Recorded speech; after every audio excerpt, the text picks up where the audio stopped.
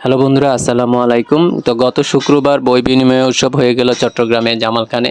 তো সেখানে আমি বই দেওয়ার জন্য প্রায় 9টা বই নিয়েছি। এখানে বেশ কিছু শিশু সাহিত্য এবং বড়দেরও বই ছিল। তো আমি প্রথমে গিয়ে এখানে যখন বুকিং দিলাম, তো তারা বলল যে একজন 5টা করে বই জমা দিতে পারবে। যেহেতু আমি 9টা নিয়েছি, তাই আমার সাথে একজন গিয়েছে।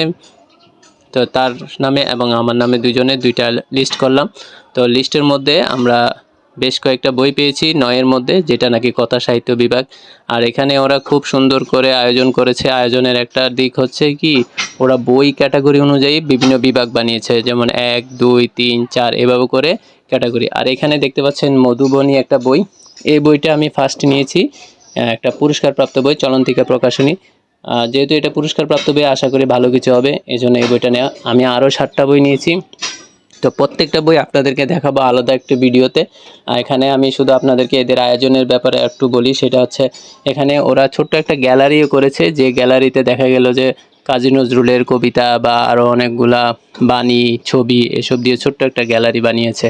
আর পাশাপাশি এদের আয়োজনটা এত সুন্দর এবং এত গোছালো ছিল যে বই নিয়ে বা বই কারাকারি বা ঝামেলা এসব কিছু হচ্ছে না। তার চাইতে মজার ব্যাপার হচ্ছে, ওদের এই আয়োজনটা হচ্ছে রাস্তার পাশে, কিন্তু সেখানে কোনো প্রকার হই হুল্লোড়, ঝামেলা, চিৎকার চেঁচামেচি কিচ্ছু হচ্ছে না, যেটা নাকি আমরা অনেক সময় দেখা যায় যে কোনো একটা আয়োজনের মধ্যে বিশৃঙ্খলা হয়।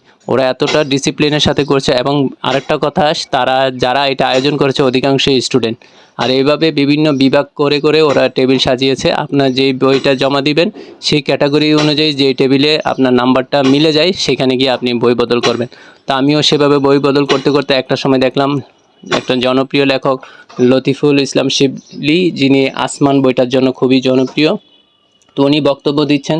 তাই ওনার একটু বক্তব্যটা কিছুক্ষণ শ্যুট করলাম। শ্যুট করতে গিয়ে দেখি আরেক কন্টেন্ট ক্রিয়েটর, যিনি বই নিয়ে ভিডিও বানান, আসাদুজ্জামান জয় ভাইয়া, ওনাকে দেখলাম। তাই ওনার সাথে একটু ছোট্ট ভিডিও করলাম। তো শেষ পর্যায়ে দেখা গেল উনি আমাকে একটা বই গিফট করলো। তো বই গিফটটা নিয়ে তারপর আমার যে বই বদল করা হলো, সেই বইগুলো নিয়ে বাসায় চলে আসলাম। তো দেখা হবে পরবর্তী ভিডিওতে কী কী বই নিলাম। ততদিন পর্যন্ত ভালো থাকুন, সুস্থ থাকুন। আল্লাহ হাফেজ।